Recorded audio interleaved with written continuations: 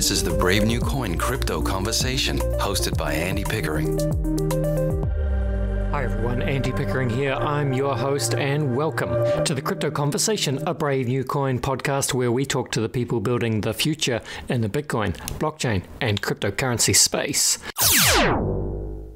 My guest today is Patricia Trompeter. Patricia is the CEO of Sphere 3D Corp, which is a net carbon neutral cryptocurrency miner. So exciting to talk Bitcoin and crypto mining. Welcome to the show, Patricia. Andy, thanks for having me. It is a pleasure. Let's do what we always do at the beginning of the show, Patricia, which is I'll get you to please introduce yourself. I'd love to hear just a little bit about your background, your story, and what you've been doing in the lead up to running a crypto mining company. Great, thanks. Yeah, it's been an exciting journey. So I started right out of university with a company called GE Capital, which was a division of GE General Electric. And I was lucky enough to be in their finance division. I spent a lot of time doing their mergers and acquisitions, went through their management training programs. And then when GE Capital slowed on the mergers and acquisitions, I would go into some of the various businesses and help them turn them around. So if they were, having some issues or had some processes that needed to be fixed, I would go in. Or, for example, if they'd done an acquisition and it needed to be integrated. So I got known as kind of the turnaround person, spent quite a few years doing that. Then I took a short break, went overseas, with my then spouse, partially in the Middle East where I couldn't work. And then when I came back to the States, I went out on my own and I'm kind of a hired gun. I come in and take CEO or board roles. And when a friend of mine introduced me to my predecessor, Peter Tassiopoulos, Sphere 3D had been in, cloud mining and data virtualization before the big guys were. And when Amazon and Google came in, we just got clobbered. So we pivoted to Bitcoin mining. Peter asked me to come in and kind of help the company do a strategic turnaround pivot into Bitcoin mining. And, through a series of fits and starts, we're here. And Peter stepped aside and asked me to take over as CEO, and he went into an advisor role. So it has been a lot of fun.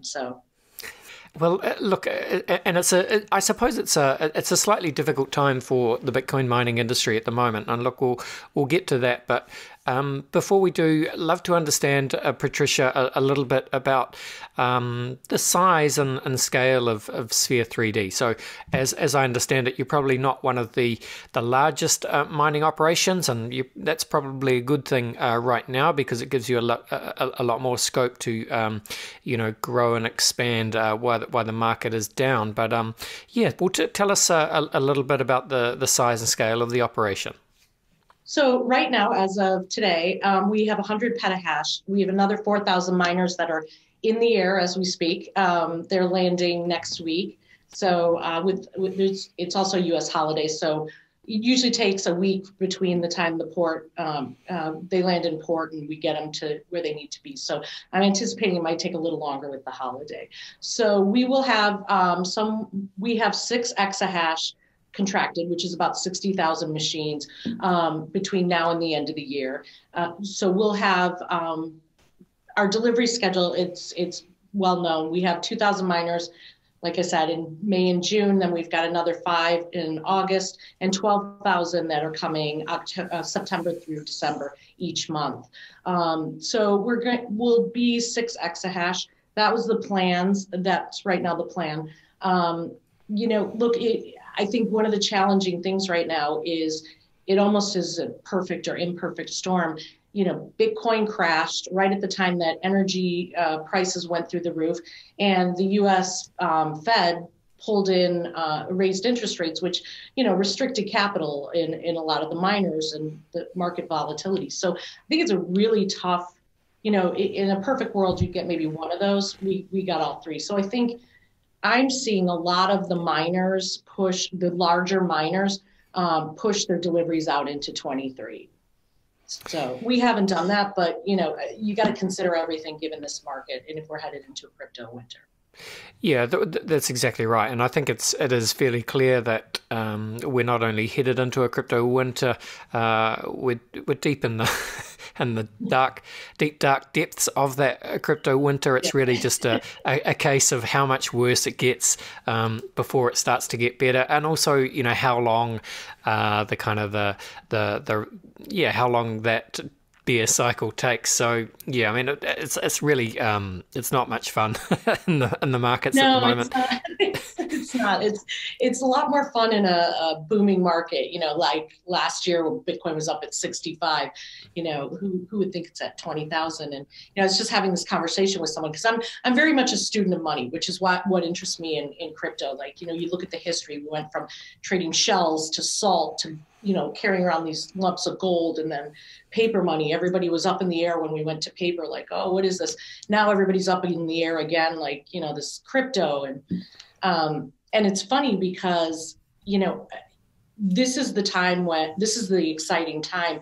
And you're seeing a lot of companies now kind of, hunker down, hold on to their cash, hold on to their Bitcoin and weather the storm. So, it's going to be interesting. I think the next 6 months are going to be interesting. But to that point, you look at Goldman Sachs in January this year, they said, oh, Bitcoin's going to go to 100,000 by the end of the year. And I think it was like 2 days ago, they said, oh, we're upping our prediction to a 30% recession in the US. So, market's changed in 6 months. It certainly has. So, I mean, I think that's encouraging though, Patricia, that, so I think you said you're on track by the end of this year to deploy around 60,000 miners, and if you're able to achieve that, that'll give you I think is that 6 exahashes of capacity. It'll be 6.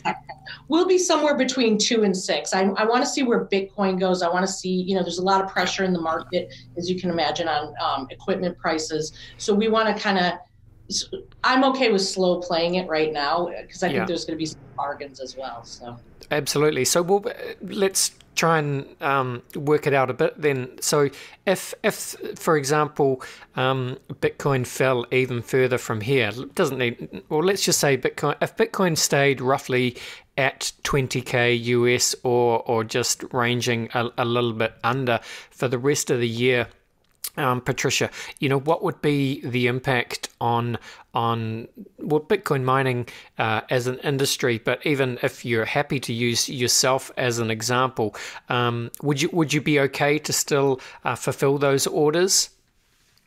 I would. So every miner has and should have know their cost of what it costs to mine their Bitcoin. Some of the larger guys will tell you, they're around 6 or 7, depending on their energy cost. To be honest, most miners are somewhere in the 8 to 13 range. So if your cost to mine a Bitcoin is at 10,000, I'm picking a number out of the air, you're okay to mine as long as Bitcoin stays above 10,000. When it gets to $10,000, you would shut off your machines, and stay at 10,000 for a certain number of days. But here's the interesting thing, Andy. This is the only, and I've worked in GE in manufacturing, this is the only industry that I've ever seen where you can literally shut down your line in 10 minutes for whatever reason. Maybe Bitcoin's at 10,000, maybe you need to give power back to the grid, and then start it up again in 10 minutes. So, it's a fascinating industry from that standpoint. So to answer your question, I mean, there's a cost at which we would shut our machines off. Yeah, and traditionally, in bull markets, I suppose you see miners holding on to their coins, and then when the bear market hits, a lot of them do eventually become forced sellers, and they don't necessarily mind selling even here at 20K, which is where we are right now as we record, because as you kind of hinted at, Patricia, chances are that the cost of mining that Bitcoin was significantly cheaper than 20K. So even if this is the bottom of the market, if those miners are feeling the pinch and they need to raise capital to keep going or to pay their bills, whatever they need to do, then they're going to be selling those coins, aren't they? Absolutely, absolutely. And, with capital tight in the market, you see some of the biggest lenders in the market, like, Celsius, for example, has had some trouble lately. So everybody is kind of pulling back to see what happens. With that in mind, we're hanging on to our Bitcoin. I mean, personally, I'm buying Bitcoin right now, as much as I can, because I know it's going to go up. Is it going to go up in the fourth quarter? Is it going to go up in the first quarter? I don't know. I wish I had that crystal ball, but it's going to go up. It has to. Yeah, it's well, you got to have that long-term time horizon. But I'm sure you're right, Patricia, and I agree. I think the chances are in 2, 3, 4 years, who knows? Probably, even shorter. But we'll look back at the kind of the 20K range of mid 2022 and think, that was a good time to be slowly accumulating your coins, whether you're a miner or just a small-time DCA investor, right? You're so right. You're so spot on, Andy. I should give you my portfolio. And where are you guys based, Patricia? I think you're in New York, but what about the where do you have your miners? So our miners we have some that are, most of them are with Corp Scientific. So they get shipped to Marble, North Carolina. Right now, I have 493 miners in Massena, New York with Coinmint. I have about around 500. It's 497 with Corp. Some are in North Carolina and some are in North Dakota. And then these other ones will get deployed. These 4,000 that are coming will get deployed as well. I'll have some at Compute North with their Wolf Hollow, I guess, site, probably in the end of the third, maybe fourth quarter. So. And I think I said at the beginning of the show that you guys are a net carbon neutral cryptocurrency miner. I think I've just taken that from one of your PR releases or perhaps your website. So, but yeah, what does that mean? And how important is that to Sphere 3D? So where it's available, we always choose, renewable energy and sustainable energy for our miners. There are some places that, the miners get deployed. There aren't. So we do have to use offsets. I don't like using offsets. I'd rather use, pure sustainable energy. Like, for example, Coinmint, they use all hydro. So, but you're limited. You're not going to find a lot of hydropower in Texas, for example. So, you got to also look at where you're going. So, with the recent New York ban, I don't know what happens to a lot of these, hydro sites in these small little towns. But, that's what we try to do. We try to always source renewable energy. And then, like I said, where we can't, we will buy offsets. I'm not a huge fan of offsets. I know it's like getting a shot at the doctor. Like, you hate getting it done, but you need your flu shot. So yeah, that's that's well put. Well, I suppose pulling back a little bit then, Patricia, it feels like, how to phrase this, the Bitcoin energy debate, right? So it's always been there, but the idea that Bitcoin's proof of work consensus algorithm is a huge energy a suck on energy all around the world. A lot of it not necessarily from renewable sources, but a lot of it is as well. But it's just Bitcoin mining, as I'm sure you're only too well aware. It's an easy target for certain politicians, for certain organizations, and climate warriors. It is just an easy target. How much of a kind of a threat to Bitcoin's existence do you see that attack vector in the years ahead? Ooh, you hit a nerve here. So now I'm going to get up on my box and preach for a second. So I want to first start out by saying, please do. I don't know if you want that. I can give you a list of people who are like, oh, don't get her started. But honestly, so let me just start by saying everybody should do everything that they can for the environment. But let's look at the Bitcoin mining. So Bitcoin mining uses, so there's two, let me take a step back. There's two reasons you care about Bitcoin mining. You care because they're either sucking all the electricity or they're contributing to greenhouse gases, right? That's why everybody's picking on Bitcoin mining. Okay, so let's take those one by one and break it down. Electricity. We use I think it's 0.23% of the entire energy grid. Data centers, which by the way, nobody's talking about the fact that New York has 110 data centers, including the Department of Labor that does all of the consensus work. Data centers take 2 to 3% of the energy of the grid. So you're talking about 0.2% versus 2 to 3%. Now, if you look at that, we take so little energy to do these calculations. There are other sources that, there's other industries that suck 10 times more energy out of the grid than we do.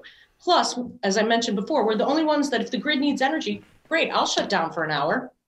So set that aside, because those stats are, it's silly to look at Bitcoin mining. So then it must be greenhouse gases. You must think you guys are a huge contributor to, the environment. Okay, so let's take that.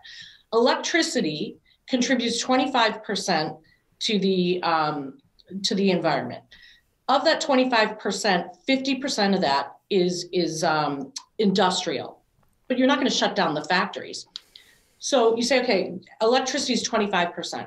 27%, the biggest contributor to greenhouse gases, 27% is transportation. And of that 27%, 9% is aviation, military, commercial, et cetera. And commercial is the biggest piece. I mean, okay, so if they're picking on me they being New York, and I'm sorry I'm picking on New York because it is my state, but if you're picking on me for Bitcoin mining, are you going to shut down LaGuardia and JFK? I mean, nobody's saying do that, but it makes no sense. It's like saying, okay, Andy, if you just change one day from one plastic straw to one paper straw, the environment's taken care of. I mean, meanwhile, there's 3 boxes of plastic straws in the break room. It's stupid. Yeah. You got me started. I told you not to get me started. You're right, though, Patricia. And I suppose another way of kind of saying what you've been saying is that I always like to say, it's as simple as, well, it's not simple, it's complex, but you can't make a moral judgment over one sector's energy use if you're not going to make the same moral judgment over another sector. So, you can look down your nose at Bitcoin mining, but are you going to do the same for people who like to play Xbox or people who like to dry their hair with an electric hairdryer? Kind of all the same thing, really. Yeah, and I mean, it's, look, it's a capitalistic society. We're run on incentives and making money. So incentivize me. Give me a tax break. Give the hosting facilities a tax break if they use renewable. Or give me a tax break to go to renewables. It works. In the US, you get a tax break to buy an electric car. Now, nobody goes to the dealer, especially now with the price of cars, and says, I'm going to buy an electric car to get a $7,500 rebate. But you know what? If you're deciding between two and this ends up being an influencing factor, then great. I mean, I can tell you right now, if I have a choice to, I get incentives on my cost of energy, of course I'm going to go with renewables. So find a way to incentivize us, Yeah. All right. Well, let's start to finish off this part of the podcast. Patricia, firstly, just be interested. I know we've talked about this a little bit, but just what do you see going forward in this? I guess the short to medium term. Let's say the rest of this year. How well capitalized is the Bitcoin mining industry if this does indeed turn out to be a fairly doom and dark and gloomy crypto winter? There'll be some casualties, but we'll get through it, right? Yeah, exactly. Honestly, Andy, I think we'll probably see Bitcoin kind of stay stable. As I said, it may come back at the end of the fourth quarter, maybe not until first quarter. I think you will see some capital open up and start to come in the market in fourth quarter. I believe some of these lenders are going to look and say, hey, I shut down lending in second and third quarter. I'm probably not going to make my 2023 numbers, so I probably should start lending a bit. I think we're going to see the markets kind of stabilize towards the end of fourth quarter. So I'm hoping, that all kind of settles down. I think, there's a lot of regulation out there and speculation on Bitcoin. So I'm hoping, I hope things settle down. I think they will towards the end of the fourth quarter, beginning of first. Yep. And also, changing tack slightly, Patricia, but, traditionally the cryptocurrency or blockchain industry has been very much a male kind of dominated space, both in terms of people starting up companies, running companies, and, the actual investors themselves. Obviously, that's slowly been changing over the last year or two, but yeah, is that something you think about, and how can we get that kind of more diversity into the space? Yeah, that's a big thing. I will say two things. First of all, I've noticed that there aren't a lot of women in fintech generally. I've started having conversations with a few women there's a university that I do some work with, and I've started talking to some of the women, and they're saying, look, we just don't have mentors. And if you look around and you don't see women, you start in fintech, you start to think, well, why are they not entering? Is it just not welcoming, or is it, just women haven't broken through? So I think we need to just get more mentors there. And speaking of mentors, I have to say, when I first entered the industry, didn't know where to turn. And I've met two amazing women. The other CEO in the industry, who's female, Jamie Leverton, she runs HUD-8 Mining, phenomenal woman. Amanda Fabiano from Galaxy Digital, Alex DaCosta at Aspen Digital. There's some really incredible women in this space. And, we've started to all kind of be friends, and they've, kind of taken me under their wing and said, we'll guide you. So I think you're going to see a lot more women entering the space. It's just, there's a lot of traditional male industries. And I've always been in. When I was at GE, I used to be the only woman in the room at the aircraft, industry, and I loved it. But, All right. We're coming for you, Andy. Nice. I like it. All right, we'll go to a quick break, and then we'll come back. We'll finish off with the very famous Crypto Conversation hot take round. Just before we do that, Patricia, just tell people where they should go if they want to learn more about Sphere 3D and you guys mining operations. We're on LinkedIn, we're on Twitter. I'm on LinkedIn and Twitter. We have a great website that we're redoing on a monthly basis. There's always updates, or actually weekly. It's www.sphere3d, the number 3d.com. Awesome.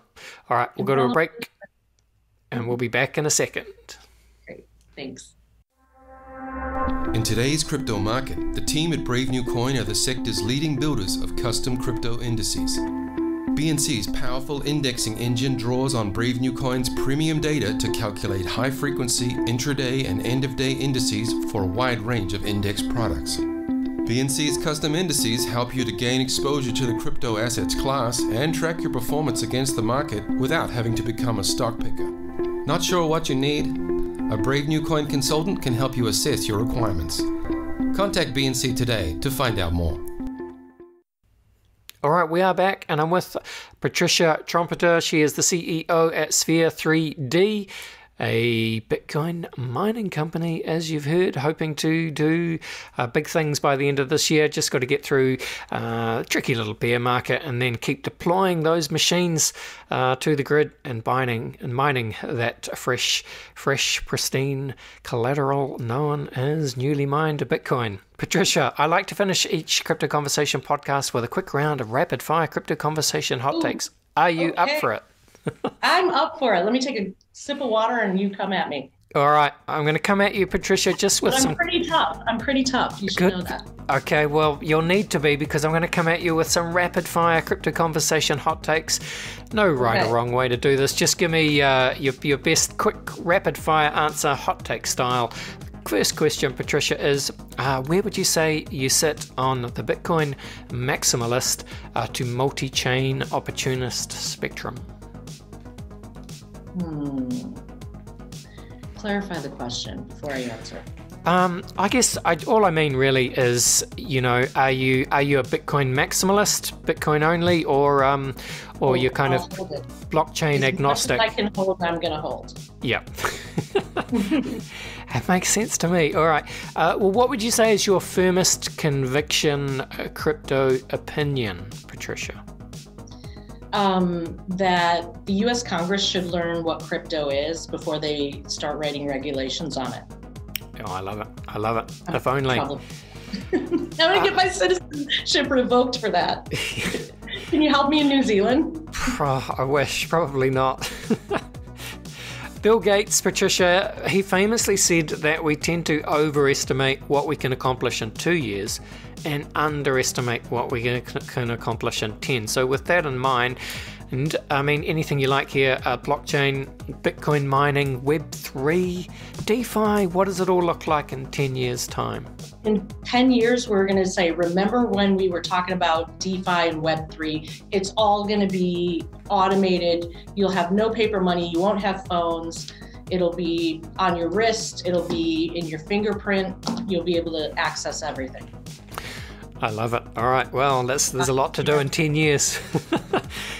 Flip side of this, of course, is a famous quote by sci-fi author William Gibson, who said that the future is already here, it's just not evenly distributed. With that in mind, Patricia, can you think of an example of the future being here right now, but most people just aren't really aware of it? The metaverse. Got to get in it, guys. Got to get in it. Nice. All right. Time to get weird. Patricia, time to zoom out. What do you see as the long-term future for the human race? Do you see dystopia or utopia? I see a utopia that is very, how do I say this? I want to say like everybody is their own individual person and has their own life, and we all just coexist peacefully. I also live in a rainbow world, so you know, it doesn't rain in my world. Everybody gets along, everyone's wonderful and perfect. So sunshine and unicorns. I like absolutely. It's better to be optimistic though, right? I know. I think my kids told me once I was Mary Poppins on crack. So. I love it. That's a great Twitter bio. Let's close this out, Patricia. Finally, what is your favorite science fiction book, film, TV show, or universe? Oh my God, Andy, if I say that, then everyone's going to know I'm a nerd. I'll never get a date again. Nerds welcome here. I got to tell you, I'm a Trekkie. I love Star Wars and I love Star Trek, but I know every episode, you know. I love it. Which particular season or generation? You know, I love the old ones. I really do. But then Chris Pine in the movies. I know I'm shallow, but he is beautiful. So, yeah. But no, I do. I love all that. So I know. I just want to go on a spaceship. I love aircraft. That's where I started with GE. Yeah, fantastic. All right. Let's close this out. Thank you, Patricia. This has been fun. Have enjoyed talking to you. Nothing else to say really, except hand the metaphorical microphone back to your good self again. Tell the people where they can go to find you on Twitter or anywhere else you hang out on the internet, and of course where they should go to learn more about Sphere 3D. So if you want to learn more about Sphere 3D, our website is www.sphere3d.com. I am at Patricia Trompete2, and we also have Sphere 3D is our Twitter handle, and we're on LinkedIn. Sphere 3D and Patricia Trompeter on LinkedIn. So awesome. Constant updates. Thanks very much, Patricia. All the best, and bye for now. Thank you. Thanks, Andy. All right, there you go. That was Patricia from Sphere 3D. Patricia was fun. I enjoyed that. But yeah, I mean, I do feel for some of the Bitcoin miners. I think obviously Patricia and Sphere 3D, they sound like they've got a plan. They'll be all right. Some of the bigger miners, man, who perhaps overextended during the froth of late last year and didn't quite expect such a severe and quick crypto bear market. They will be perhaps overextended, and yeah, be interesting to see what happens there. I did see a thread by Glassnode, I think, on Twitter, talking about how, yeah, some of the big Bitcoin miners are starting to have to sell some of their holdings. So of course, and that just contributes more to the decline in Bitcoin's price. So, interesting times ahead, team. Anyway, that is today's show. Thank you very much for listening. Please don't forget to subscribe to the Crypto Conversation in whatever podcast app you are using or on YouTube.